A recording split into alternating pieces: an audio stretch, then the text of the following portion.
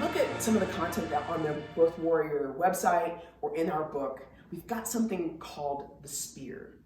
And the spear actually goes through the 3 fundamental phases of an organization. You go from really just launching your company, right?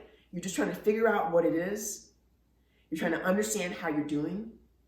And then from there, you figured it out. You've got product market fit, regardless of what it is, whether it's, a small digital marketing company, you learn who your ideal customer is, or you're running a startup and you're trying to understand who the 100 hero customers that you need to go and raise venture financing. That launch phase is key.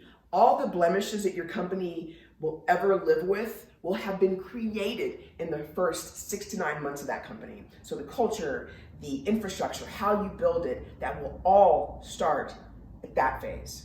So that's the launch phase. So launch is really where you're just getting going. You've got all this momentum and a lot of things are broken. You're doing everything you can to run that business. And then you get to the stage that's called emerging. You're doing a couple $100,000 in revenue. Maybe you've got your engineering team. You're emerging. You're moving out of that phase of trying to figure things out. And you're in the early part of dialing in. The most important thing when you're working in this phase is to really understand, how do I measure success? What are the metrics? Is it gross margin? Is it cost of acquisition? Is it lifetime value? What are the things that you're really focusing on the emerging phase? And how do you refine and tweak and watch and obsess about those things at that phase? And then the last phase is called scale, or when you're really thinking about, how do I put more after it? How do I get more after it? Here's the thing, launch, emerging, and scale are really beautiful phases. But here's the reality. Most companies get stuck before they get there. And so there are 2 phases. One is called stalled, and one is called disorganized. And so disorganized often happens between the launch and the emerging phase. That's when you're really trying to understand, how do I scale this business? Who's my customer and whatnot? If you don't nail down who the ideal customer is, or what markets you're going after, or really commit to your service offering and the pricing, packaging, and value, your company will get disorganized, which means anyone who comes in gets served. You don't know how to hire because what you're doing and what you're delivering isn't clear. You don't know how to package. Customers are getting 40% discount. It's disorganized. And disorganization is the emotional killer for most entrepreneurs, because you are working harder than the people who are at the scale phase. The guys who are doing 10, 20, $30 million in revenue, they're going home at 4 o'clock, but you're not. You're working all night because everything is bespoke, nothing is predictable, and it is the emotional killer. So many companies die here, not because they couldn't live, but because your emotional commitment to that business falters. So you have companies that are disorganized. Then you have a stalled company. This is really interesting.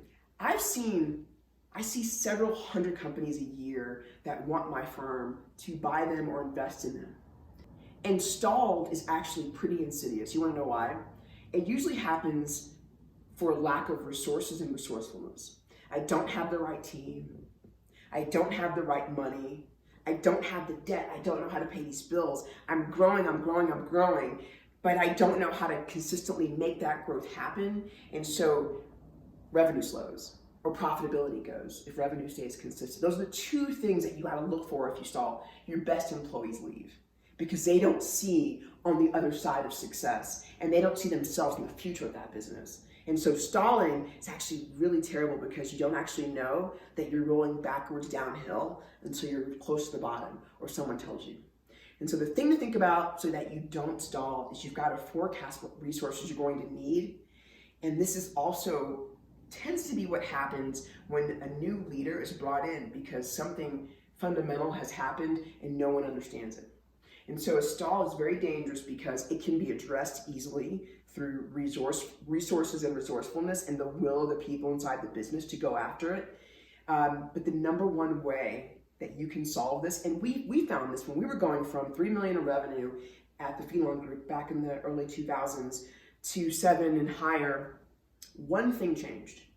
We had a plan every single month for the revenue we were going to hit and the profitability we were going to hit, not only at the company level, but at the client and at the product and at the deliverable level. And so that was a key piece to us staying and avoiding a stall. We got really close to a stall, but really that stall could have killed this business. And so what I want you to think about as you're trying to place your company, am I at launch? Am I just getting started? Am I at that place of emerging where we're just understanding what our unit economics are, or lifetime value, cost of acquiring a customer, cost to serve, gross margins, net margins?